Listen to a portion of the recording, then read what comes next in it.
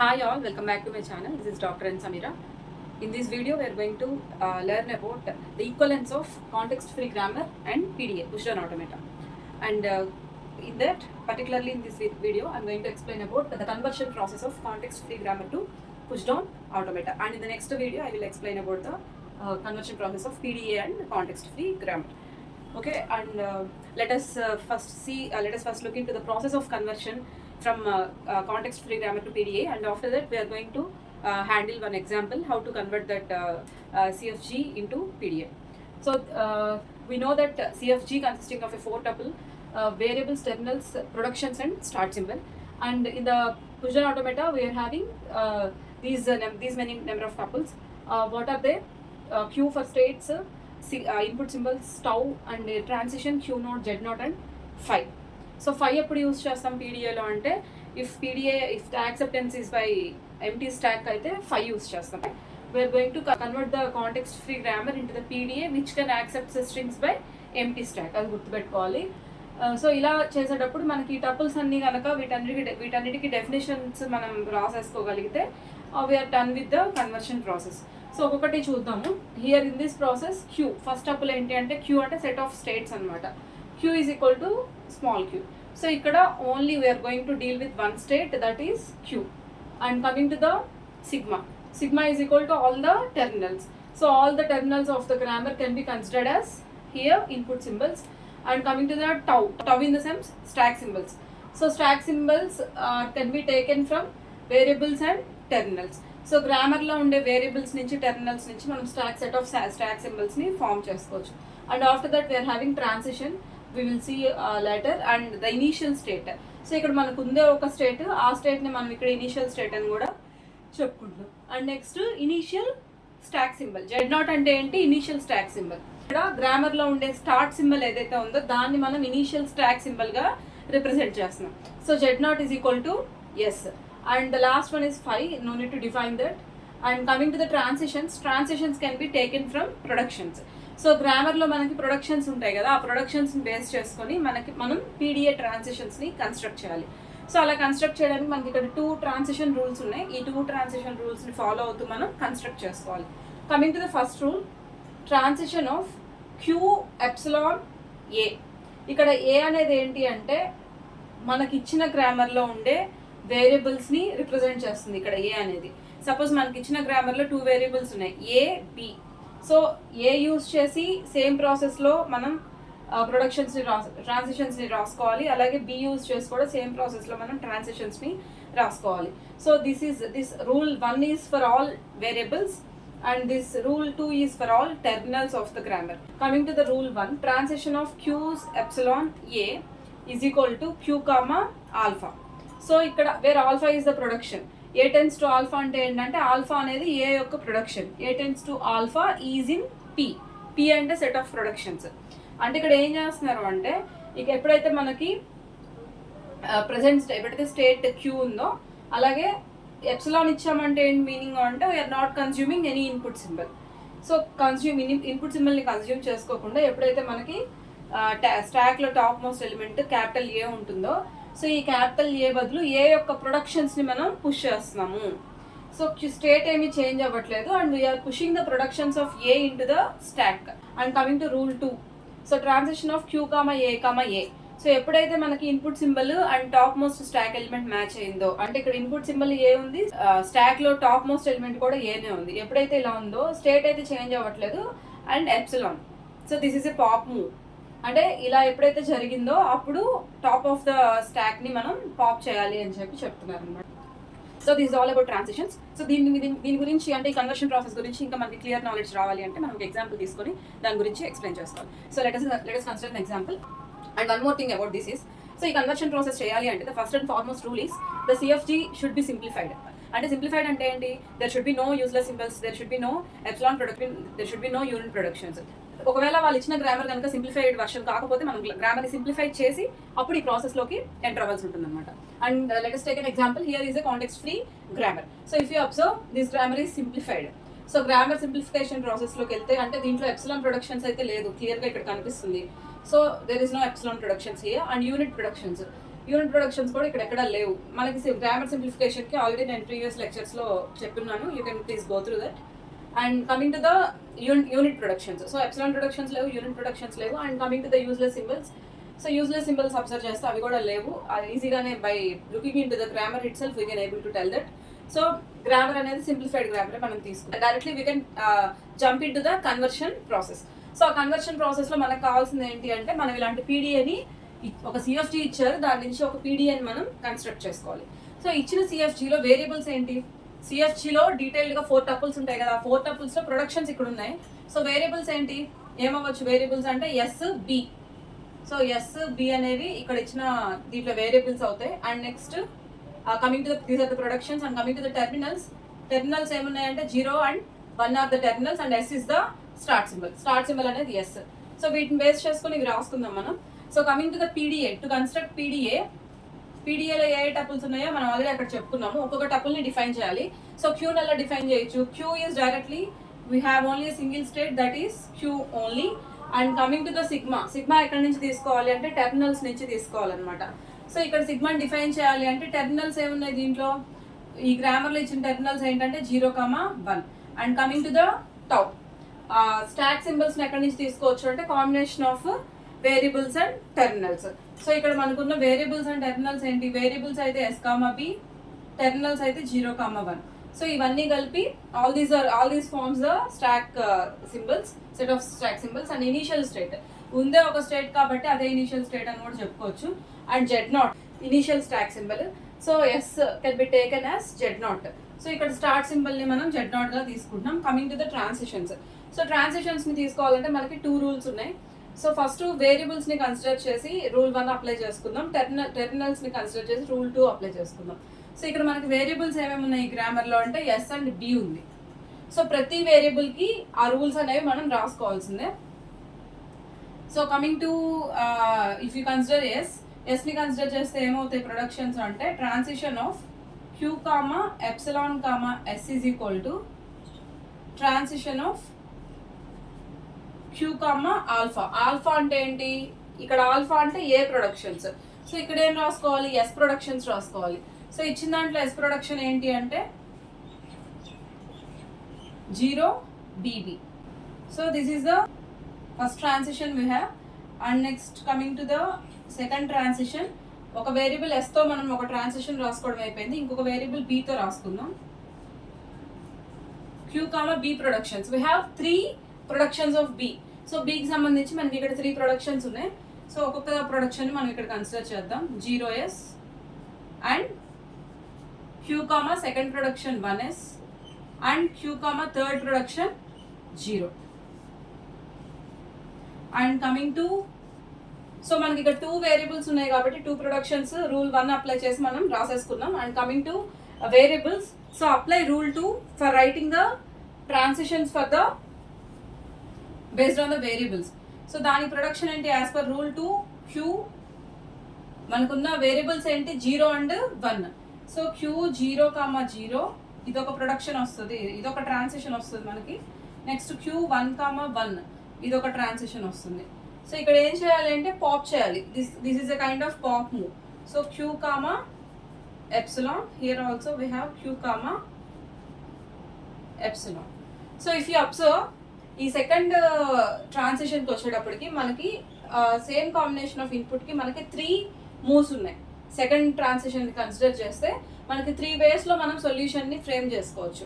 Whenever we have more than 1 move for the same combination of input symbol, that PDA is nothing but the non deterministic PDA.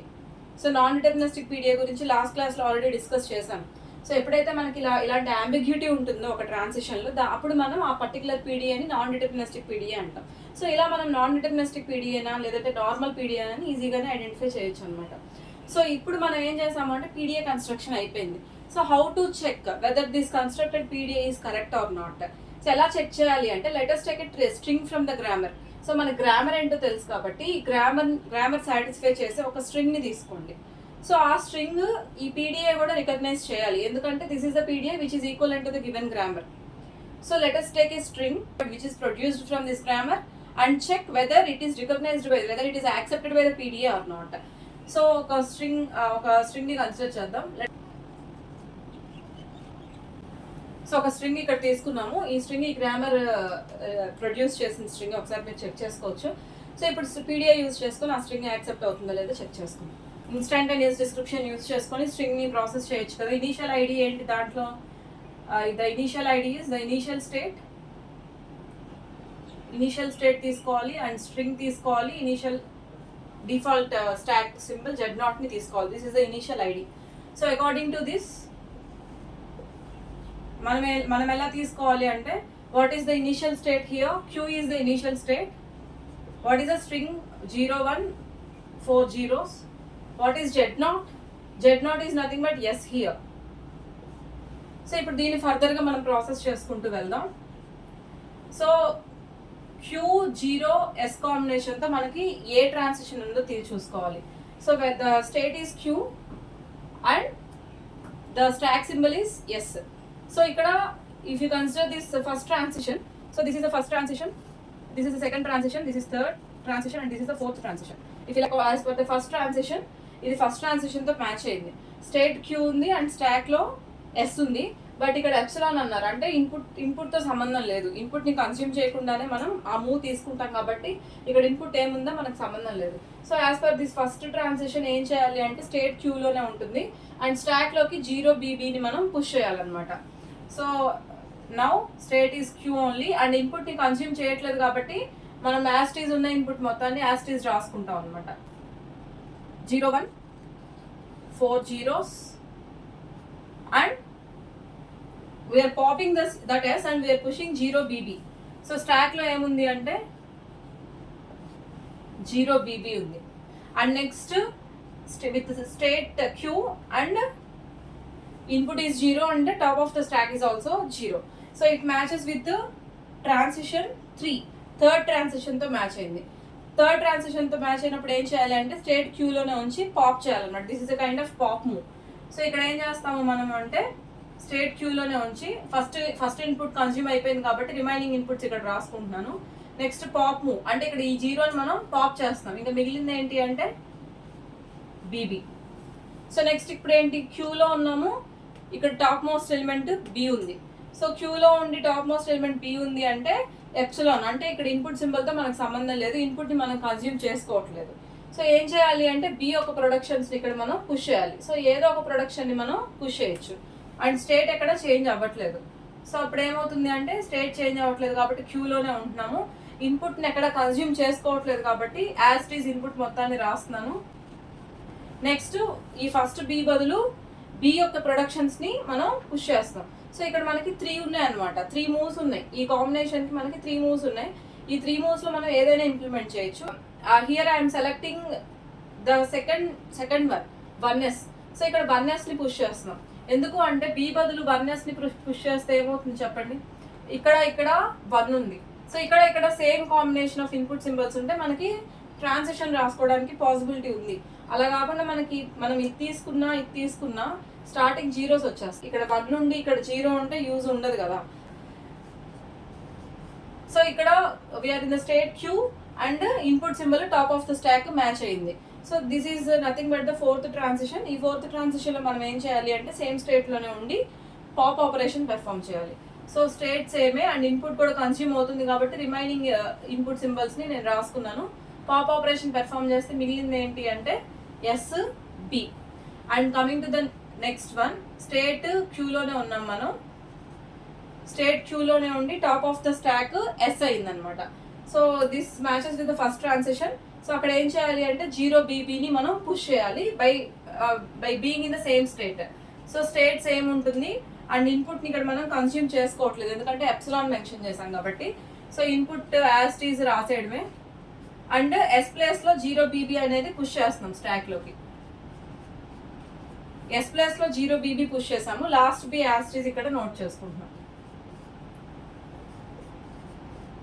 So ఇక్కడ 0 ఉంది, ఇక్కడ Q ఉంది, Q అనే స్టేట్లో ఉన్నాం. ఇక్కడ input symbol and top most stack symbol match అయింది. So ఎప్పుడైతే మ్యాచ్ అయిందో this matches with the third ట్రాన్సిషన్లో ఏం చేయాలంటే సేమ్ స్టేట్లోనే ఉండి పాప్ ఆపరేషన్ని పెర్ఫామ్ చేయాలి. సో సేమ్ స్టేట్లో ఉండి పాప్ ఆపరేషన్ పెర్ఫామ్ చేస్తాం కాబట్టి ఇక్కడ ఇన్పుట్ని కన్జ్యూమ్ చేసుకుంటున్నాం కాబట్టి రిమైనింగ్ ఇన్పుట్ సింబల్స్ని రాసుకుంటున్నాము. ఈ 0 ఇక్కడ పాప్ అయితే రిమైనింగ్ స్టాక్ సింబల్స్ ఏమవుతాయి అంటే BBB అవుతాయి. సో కమింగ్ టు హియర్, ఎప్పుడైతే ఇక్కడ మనకి టాప్ ఆఫ్ ద స్టాక్లో ఒక వేరియబుల్ వచ్చిందో, ఈ వేరియబుల్ వచ్చినప్పుడు ఏం చేస్తాము అంటే వాటి ప్రొడక్షన్స్లో ఏదో ప్రొడక్షన్ని మనం పుష్ చేస్తున్నాం. This matches with the second transition. So as per the second transition we are in the same state Q and ఇన్పుట్ని కూడా కన్స్యూమ్ చేయాల్సిన అవసరం లేదు. సో ఇన్పుట్ని యాజ్ ఇట్ ఈజ్ రాసేసుకుంటున్నాము. అండ్ B ప్లేస్లో B యొక్క ప్రొడక్షన్స్ని పుష్ చేయాలి. సో B ప్రొడక్షన్స్ అంటే ఇక్కడ 0తో మ్యాచ్ అయ్యేటట్టుగా ఏదైనా ప్రొడక్షన్ తీసుకోవాలి. మనకు అలా 2 ప్రొడక్షన్స్ ఉన్నాయి, but I'm selecting this last one. అంటే 0ని పుష్ చేయొచ్చు, 0Sని కూడా పుష్ చేయొచ్చు.